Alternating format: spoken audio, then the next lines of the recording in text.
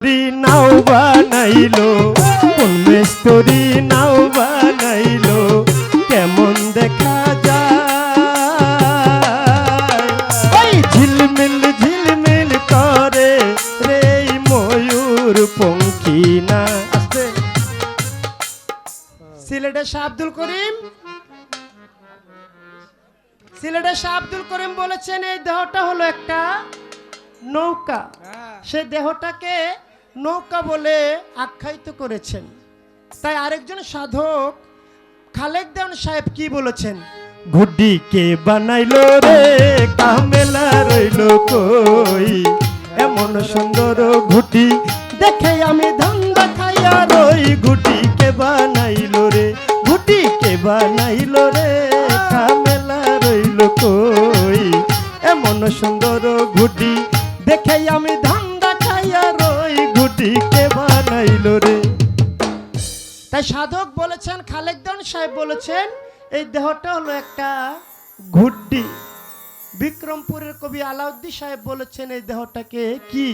মন আমার দেহ ঘড়ি সন্ধান করি কোন মিস্ত্রি বানায়াছেন মন আমার দেহ ঘড়ি ওই একটা চাবি মাইরা দিছে সাইরা চাবি মাইরা দিছে সাইরা জনম ভৈরা চলিতেছে মন আমার দেহ ঘড়ি সন্ধান করি কোন মিস্ত্রি বানায়াছে মন আমার দেহ ঘড়ি। তাই কবি আলাউদ্দিন সাহেব বলেছেন এই দেহটাকে একটা ঘড়ি। তাই মনির সরকার বলেছে এই দেহটাকে কি, ওরে হাওয়ার উপর চলে গাড়ি হাওয়ার উপর চলে গাড়ি লাগে না পেট্রোল ডিজেল মানুষ একটা দুই চাকার সাইকেল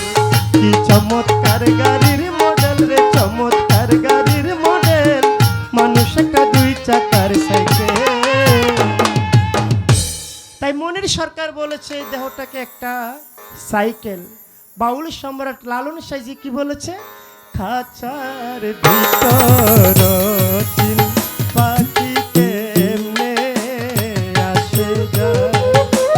তার ধরতে পারলে মনা বেরি ধরতে পারলে মনা বেরি দিতাম পাখির পায় কেমনে আসে যায়। তাই লালন সাইজি বলেছে দেহটা হলো একটা খাঁচা, খাঁচা না থাকলে কখনো পাখি থাকতে পারে না। তাহলে সিলেটের শাহ আব্দুল করিম বলেছে দেহটা হলো একটা নৌকা, খালেক দেওয়ান সাহেব বলেছে দেহটা একটা ঘুড্ডি, আলাউদ্দিন বয়াতি সাহেব বলেছে দেহটা একটা ঘড়ি, মনির সরকার বলেছে দেহটা একটা সাইকেল, তাই লালন সাইজি বলেছে দেহটা একটা খাঁচা। তাহলে এক একজন সাধক এই দেহটাকে নিয়ে এক একভাবে গান লিখেছেন। তাই ওই রকম একজন সাধক বাউল আবেদ আলী বয়াতি সাহেব এই দেহটাকে কি বলেছে সেখান থেকে হলো আমার এই গানটি। ওরে ঘোড়ার ব্যাপারী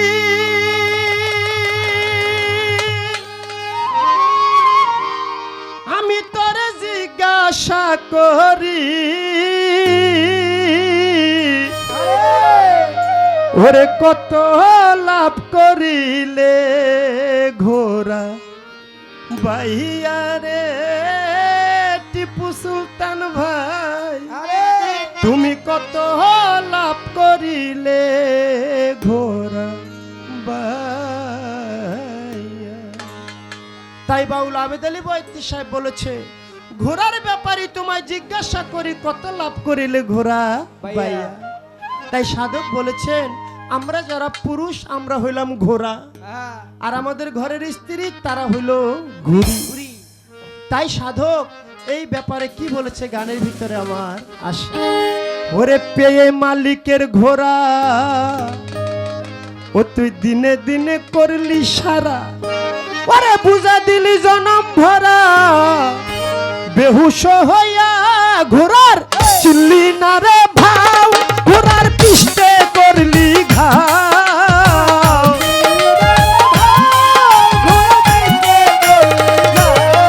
ঘোড়ার চিল্লি না রে ভাও ঘোড়ার পিষ্টে করলি ঘাও তারে বার চলিবে কি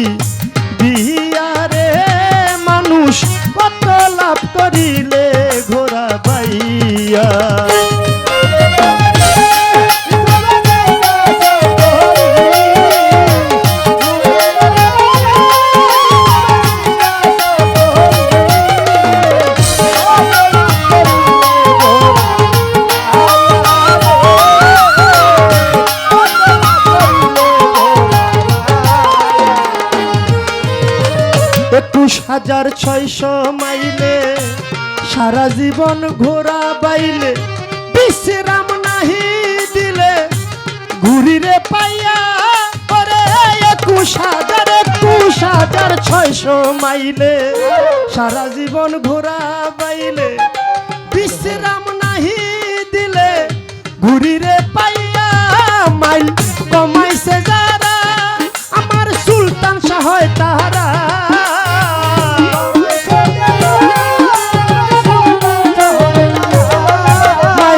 কমাইছে যারা আমার মিয়া চান শাহ হয় তারা শূন্যে উড়া দিছে ঘোড়া লইয়া রে মানুষ কত লাভ করিলে ঘোড়া পাইয়া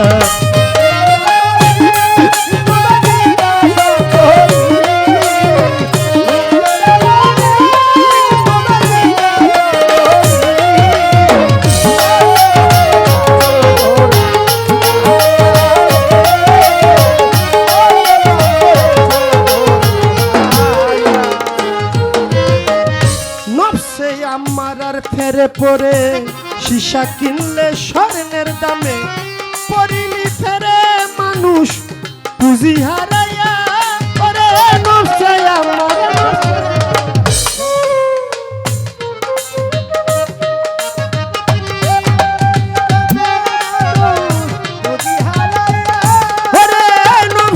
আমার নফসে আমার ফেরে পরে সীসা কিনলে স্বর্ণের দামে পরিলি ফেরে মানুষ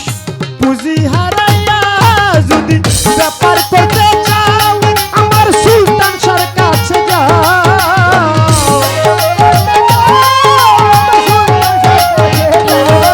যদি ব্যাপার করতে চাও যার যার পীরের কাছে যাও ব্যাপারীর ভাও দিবে রেশি খাইয়া রে মানুষ কত লাভ করিলে ঘোড়া বাইয়া